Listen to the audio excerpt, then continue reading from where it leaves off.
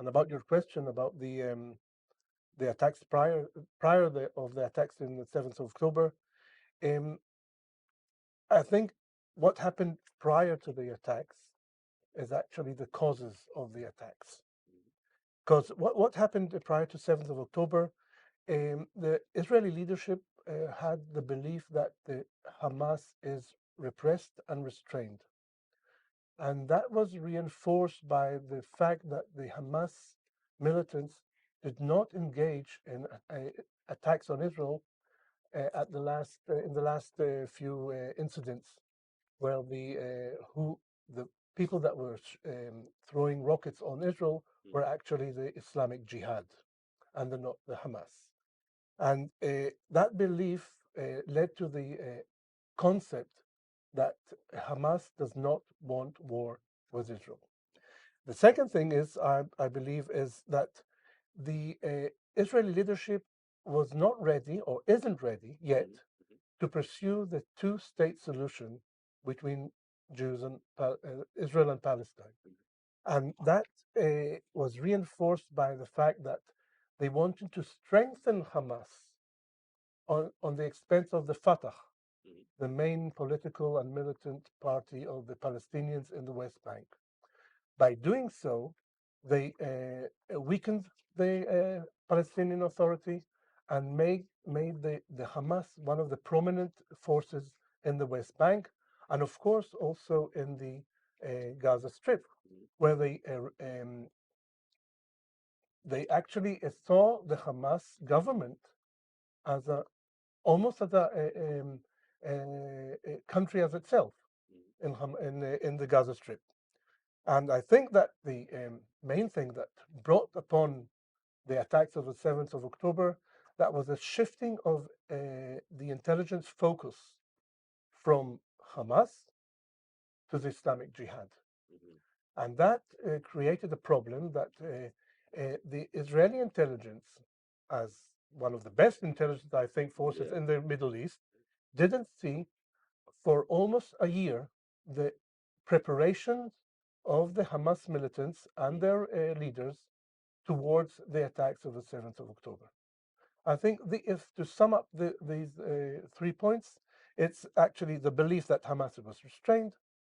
Second, that the unreadiness to pursue the two-state solution, and the shifting of intelligence focus to the Islamic Jihad and not the Hamas.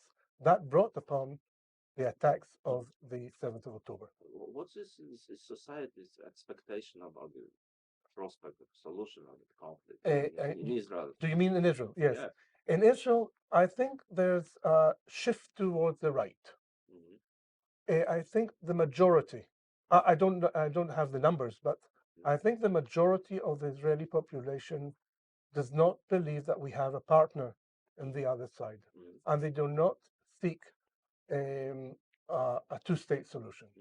Although there are still a few, even political parties, that think that a complete separation between us and the Palestinians is the best answer for the problems as we perceive them now.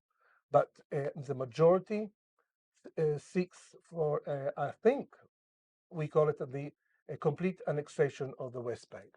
And of course, we don't want to control the Gaza Strip forever, but there's a consensus in the Israeli population, Israeli citizenship, that the army has to control, from the military point of view, the Gaza Strip, and not allowing any force, militant force, ever to come and regain force like the Hamas did in the past decade or so.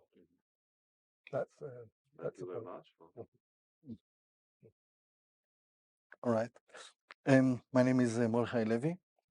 I completed my PhD here in the Bliskim University. And my area, my research area focus on Israeli politics, social identities, and I'm glad to be here. Well, We do. Before I'll contribute my perspective. Right now, when we are talking, Israel ran a war against Hamas in Gaza Strip, against Hezbollah in the north border, against the Houthis, and it's very Israeli society is still in shock. I think there's still, I think, 137 citizens kidnapped in the Hamas tunnels. There are tunnels in Gaza Strip, and it's very complicated situation. And I think that Israel didn't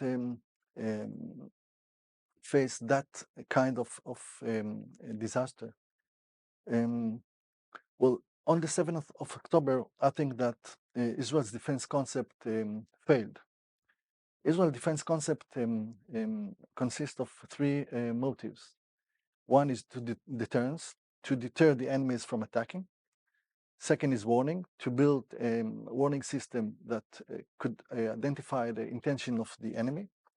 And a defeat. When there is a war, Israel should defeat as soon as possible, as quickly as possible, to avoid disaster. And on 7th of October, the two first components failed. Israel had lost its deterrence. Hamas perceived Israel as weak.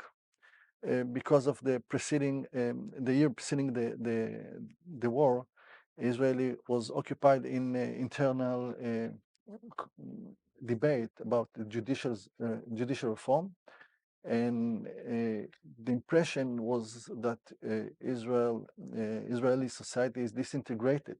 That Hamas maybe he took an advantage and went to a war because of that point of view of the situation.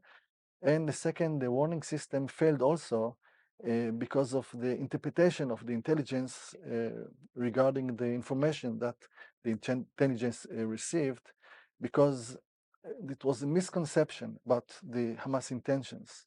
I think that Israel considered Hamas as a state government and not as a terror organization. And the common knowledge was that Hamas wants money. He wants work permissions for the Gaza workers, and he won't risk that in a war.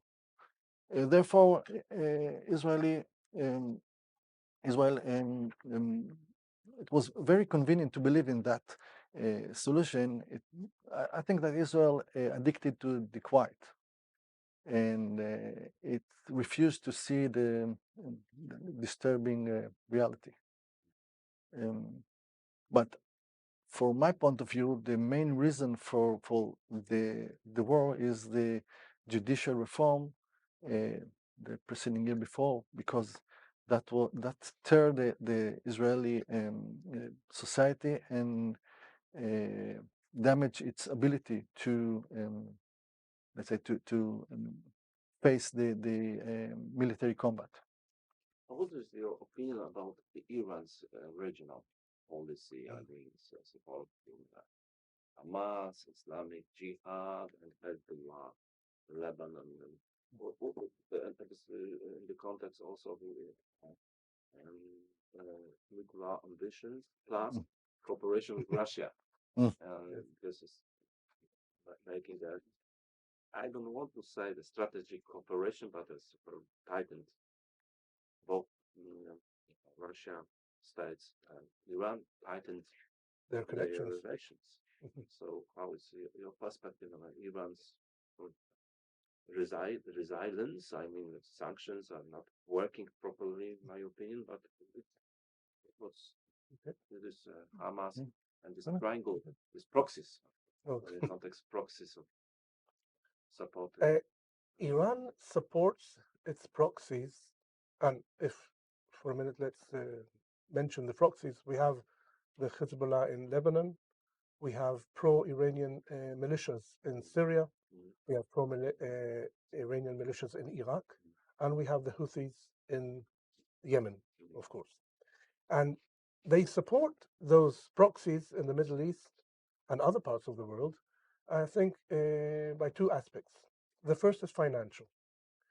I think that the growth, or the majority of the gross national product is allocated to fund the Iranian proxies around the world.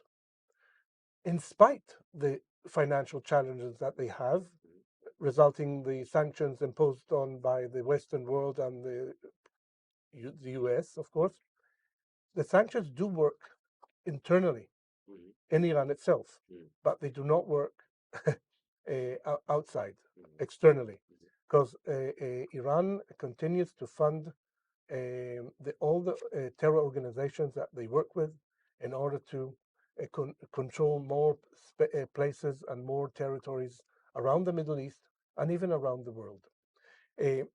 From the military point of view, Iran almost does everything to supply their proxies with the state-of-art military equipment, and that includes assault rifles. It includes missiles and accuracy devices to make their missiles much more accurate. And they transfer those military equipment in every way available. If it's by land through Iraq and Syria to Lebanon, or by sea, or any maritime route available to Yemen, to the Houthis, and to Syria itself, because the Lebanese ports are quite close because of the Israeli army. And these are the two aspects that Iran supports their proxies. Why they do that? I think it's the basic parameter that guides the Iranian is the fundamental Shiite Muslim ideology that sees the foundation of a new Islamic empire that has to annex all the people under their rule. And of course, they see that the Jewish state and the Jewish people are a mistake. They shouldn't exist. And I think in every speech or intervention or convention that the Iranians take part, they always say that Israel has to be destroyed. How? By their proxies. From the north, we get Hezbollah. Hamas, I'm not so sure they are connected fully, because I think Hamas is quite independent from Iran, but the Houthis are participating. They just a few days ago, they continued firing long-distance missiles on the southern city of Eilat. They failed, of course, and they tried to capture Israeli-owned ships in the Bab el-Mandab area, but they were not Israeli-owned ships. And that's if to conclude this point is these two parameters, the financial and the military, are the main ways or aspects that the Iranian supports their proxies over here in the Middle East. Mhm. I think that Iran is not only driven by interest, also it's driven by ideology. Iran wishes to export its a radical or Muslim ideology to export the revolution into the Muslims countries. And I think that Iran observed the Middle East like a chessboard. And this, terror groups like Hezbollah, Houthis, and Hamas, it's like tools on the chessboard. And they move this, tools in order to get to influence the players in the region, and to maintain these tools active. Iran supports the terror groups in two ways. One is military competence, as Dr. Coussin said. It builds the military force of these terror groups, like in sophisticated weapons, in munition, in they train the forces of these groups, and they send the Iranian officers to coordinate these groups and to make war plans. And in the war in Gaza, the IDF found in Gaza bombs and missiles with Iranian inscription. That as a proof that Iran is supplying a weapon to the Hamas. And I think, but the second support of Iran to these groups is the moral support. Iran gives these groups a recognition. It let's say promote their demands, their needs, and just before the war in Gaza, Hamas leadership was invited to Tehran, and Ismail Haniyeh met with the Ayatollah Khamenei. So that gives him a stage and publication, and I think that Iran uses these players for the bigger goal to maybe make the Middle East like. Is it one in the 7th century? I don't know. Is it Islamic empire? Yes. And regarding the Hamas, I think that if we want to understand completely the goals of Hamas, you need to read the covenant of Hamas. In Hamas covenant, Hamas declared that he wants to eliminate Israel. He wants to kill the Jews. So this conflict is not about territory. It's not about establishing Palestinian state. It's about the, let's say, religious fantasy of reviving the Islamic empire, as it was in the 7th century.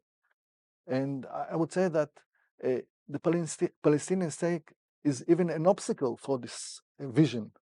And Hamas is like the Islamic Brotherhood is resist the idea of an Arab state. He wishes to, let's say, to spread the Sharia, the Islamic law, and to unite all the Muslims under one leadership or under one region. And it's very difficult to negotiate or to conceive with the partner that he wants to kill you. What could you say? What is the way to negotiate with an organization that declares that he wants to kill you? It's very difficult. So until the 7th of October, the common knowledge was that it's only declarations. It's not really. They don't mean it. They don't. And but now we say that it's because it's looked like irrational to fight the war against Israel. You asked before about the Iranian-Russian relationship. Yes. I believe that the Russians don't like or love the Iranians. They actually even fear them, but they have mutual interests in the region, also in the Middle East, and also in Eastern Europe. And because of that, because of the failure of the Russian army to succeed in their, we call the Blitzkrieg on Ukraine, they lost a lot of their ammunition and mainly lost a lot of their drones. Iran is one of the biggest manufacturers of drones, military drones. And the basic interest of Russia was to buy as much drones that they can and use them against Ukraine in the war. And that's why the ties between Iran and Russian were strengthened in the last few months or even the past year or so. And because that Russia is in a war against actually Europe, NATO, even the United States, it fell as a good opportunity to build a new alignment with Iran, China, and Russia against, again, the Western countries. I think it's only a matter of interests that happen to be the same in the past few years. Do you think it would survive such a deal or cooperation between Russia I and think Iran? it depends. It depends. I'm not a futurist, of course. Yeah. Yes, but if the Russians will succeed somehow in the Ukraine war, and they will feel as a world power again, I think the ties will come down, will quiet down. If not, they will still pursue good ties with the Iranians and the Chinese against the West. That's my private belief. Yes. I know predictions are very difficult. Sometimes the next day is changing the landscape Yes. totally. Every hour. Yeah, every hour. Would like to add some?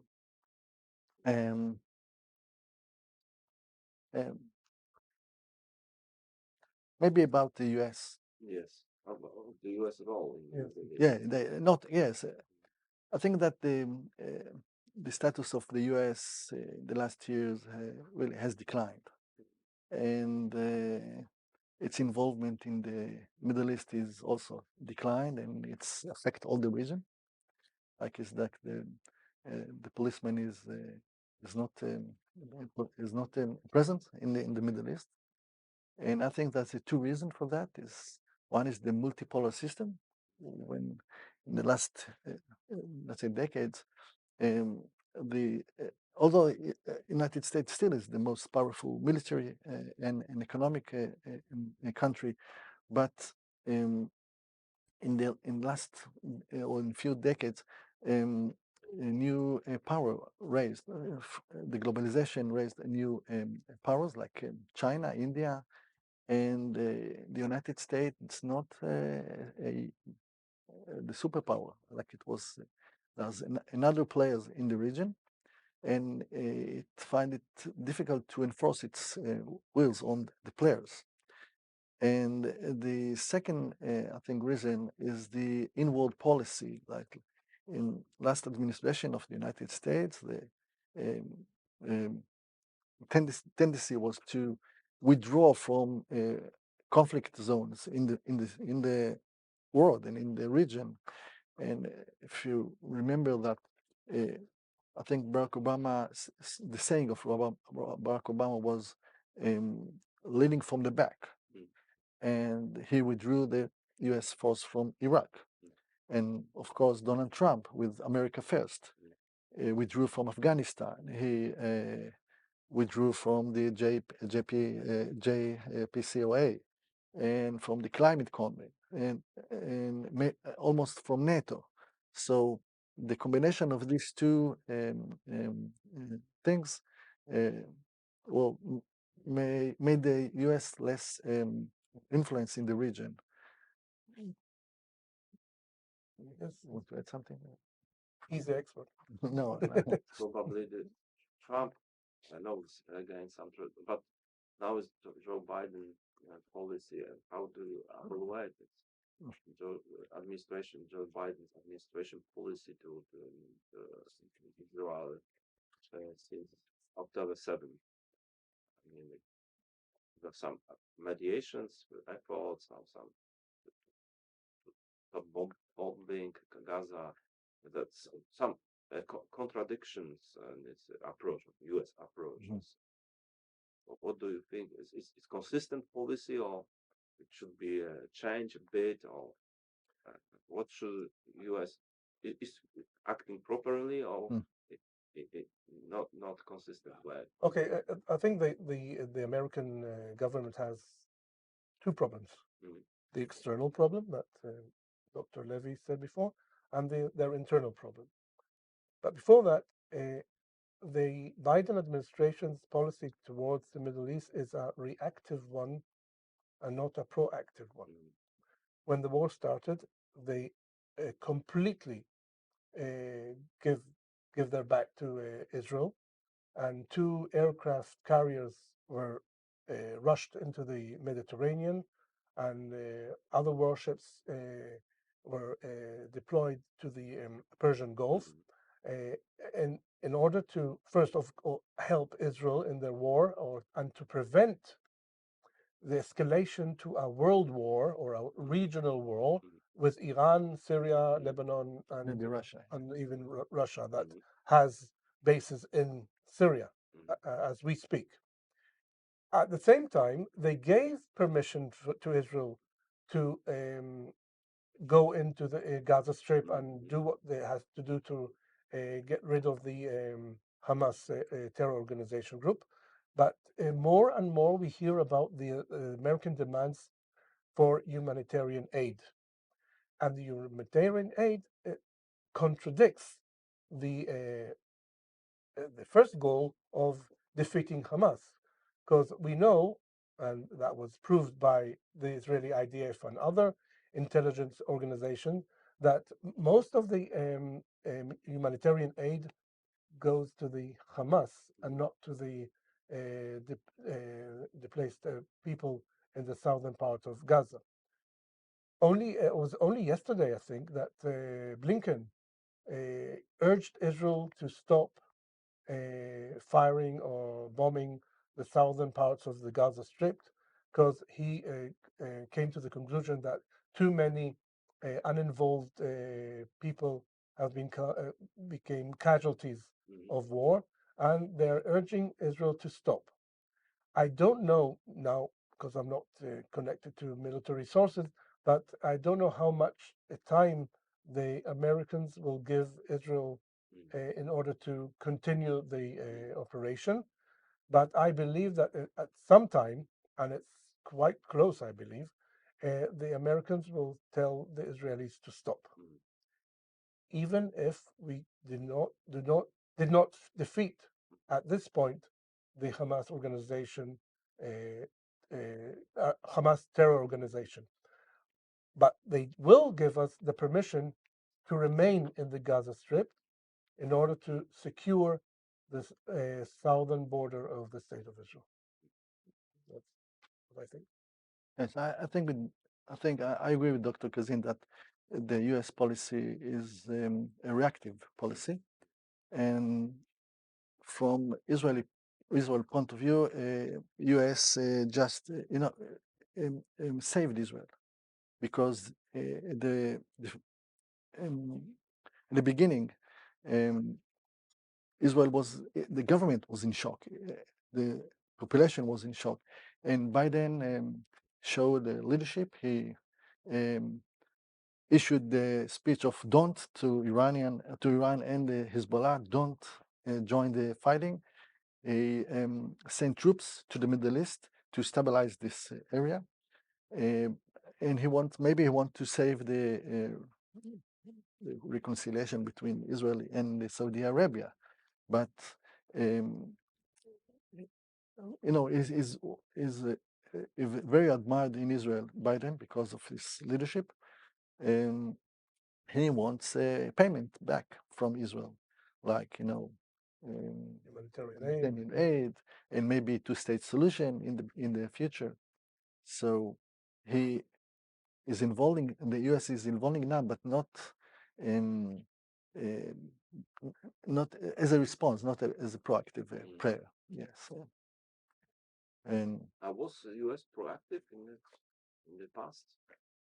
In the past to Israel? Looking in October 1973. 1973? Yom Kippur War. Yeah, that's Maybe Oslo process. Maybe Oslo process and Clinton. Yeah, they were more proactive by actually sending troops to certain areas in the Middle East, in Afghanistan, Iraq, and that was the proactive stage of the American foreign policy. But as Dr. Levy said before, from I think it was the Obama administration, the Americans started to pull out from and became more reactive than proactive. Pull out and problems come. Okay, of course. Chaos There's can no come. vacuum in. ISIS and Oh yes. I think that like you can take the Carter, President Carter, an example of he enforced Begin and Sadat to reach an agreement in the Camp David, and that was the peace treatment between Israel and Egypt, but it was proactive. yes, very Example, very yes. Engagement. yes.